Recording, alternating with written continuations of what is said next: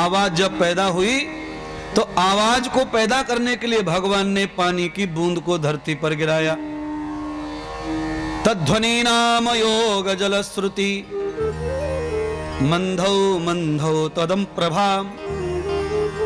जैसे ही कमल के फूल की पंखड़ियों से पानी समुद्र में गिर रहा था तो उस समुद्र में गिरते हुए पानी से ध्वनि निकल रही थी।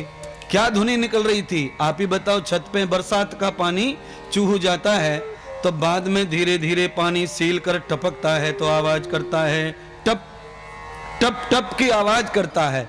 ब्रह्मा जी को पहली बार आवाज सुनाई पड़ी समुद्र में टप टप की, तो ब्रह्मा जी को अचानक ऐसा बोध हुआ, एहसास हुआ कि साक्षात नारायण मुझे कह रहे हैं कि मैं तप करूं। ध्वनि से बोध होता है। ये माइक अगर बंद हो जाए तो फिर तुम्हारा यहां आना व्यर्थ ही समझो। क्यों? शब्द है, ध्वनि है तो ही कथा आपकी है। शब्द समाप्त हो जाए, ध्वनि समाप्त हो जाए तो आनंद समाप्त हो जाएगा, जागृति समाप्त हो जाएगी, विवेक सो जाएगा, बुद्धि भी सोने लगेगी और फिर आदमी या तो सोएगा या तो उठ के चला जाएगा। दो काम होंगे। टप टप की आवाज हो रही है। ब्रह्मा जी चेत गए। ब्रह्मा जी ने चेत कर जागृत होकर के एहसास किया कि कोई तो कुछ कह रहा है। तब ब्रह्मा जी के नेत्र खुले। ब्रह्मा जी ने नेत्र खोल के 4 दिशाओं में देखा, कोई नहीं दिखता। तो फिर ब्रह्मा जी ने ऊपर की दिशाओं में देखकर 10 दिशाओं का निहारण किया। तब ब्रह्मा जी को 10 दिशाओं में देखते देखते अचानक आकाशवाणी सुनाई पड़ी, हे ब्रह्मा तुम तप करो, तुम्हें सृष्टि का जन्म करना है, तुम्हें सृष्टि का निर्माण करना है।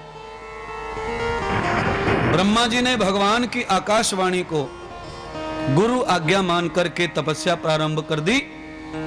और जब ब्रह्मा जी तपस्या करते करते 10,000 बरस बीत गए तब भगवान ब्रह्मा जी के प्राणों से प्रकट होकर के ब्रह्मा जी को आज्ञा करते हैं, अब तो तुम सृष्टि प्रकट करने की पात्रता तुम्हारे अंदर आ गई है, अब सृष्टि को जन्म दो। ब्रह्मा जी ने नेत्र खोले और नेत्र खोलकर भगवान नारायण को प्रणाम किया। कहा प्रभु मैं सृष्टि का प्रजनन, सृष्टि का कैसे निर्माण करूं? सृष्टि पर जो भी निर्माण कर रहे हैं वो सब पानी में डूबता चला जा रहा है। आप ही सहयोग कीजिए। जब तक आप पालन करने का दायित्व नहीं लेंगे तब तक हम जन्म कैसे करें? जो भी पैदा करते हैं वो नष्ट हो जाता है। इसका मतलब है जन्म देने वाले भले ही कोई हो सकते हैं पर पालन करने वाला तो भगवान ही है। यस्यम विष्णु प्रिया पालम यस्यम विष्णु कृतम कर्म कर्मम पालितो भवताः पाशम भवतो विष्णुय। संहार करने के लिए ब्रह्मा जी ने अपने स्तन से शिव जी का प्राकट्य किया। पुनः सृष्टि का संहार होवे, निर्माण होवे और सृष्टि का कल्याण होवे। भगवान नारायण ने ब्रह्मा जी के प्राणों से अवतार लेकर समुद्र में प्रवेश होकर जो पृथ्वी समुद्र में डूब गई थी उस पृथ्वी को लाने के लिए भगवान पाताल में चले गए। पाताल में जब नारायण पहुंचे वराह भगवान के रूप में, तब देखा कि पृथ्वी के ऊपर हिरणाक्ष नाम के दैत्य का शासन हो गया है। भगवान का युद्ध हुआ हिरणाक्ष नाम के दैत्य से, उसका वध भगवान के हाथों हुआ। पृथ्वी को मुक्त करके भगवान समुद्र के ऊपर लेके आ गए। और जब भगवान समुद्र के ऊपर पृथ्वी को लाए तो ब्रह्मा जी को पृथ्वी को दान कर दिया भगवान ने। यस्यम मेधनी कृत्वाम जातो ध्रुवधर्यणम धारयति धर्म रक्षिताम योगम धरतित्वय प्रभा। भगवान विष्णु कहते हैं, हे धरती, ए पृथ्वी, ए मेधनी, आप समझना कथा को।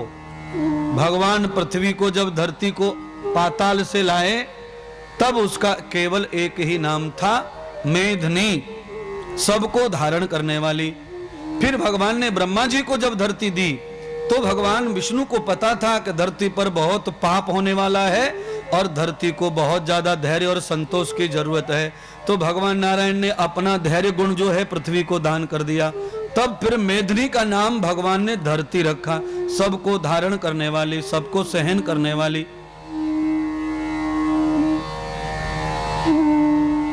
भगवान ने वरदान दे दिया ब्रह्मा को, तुम जो भी प्रकट करोगे वो सब मेरी जो अर्धांगिनी है, पत्नी है, वो धरती के रूप में सबको धारण कर लेगी और मैं उसका पालन कर दूंगा। ब्रह्मा जी के द्वारा सृष्टि का निर्माण प्रारंभ हो गया।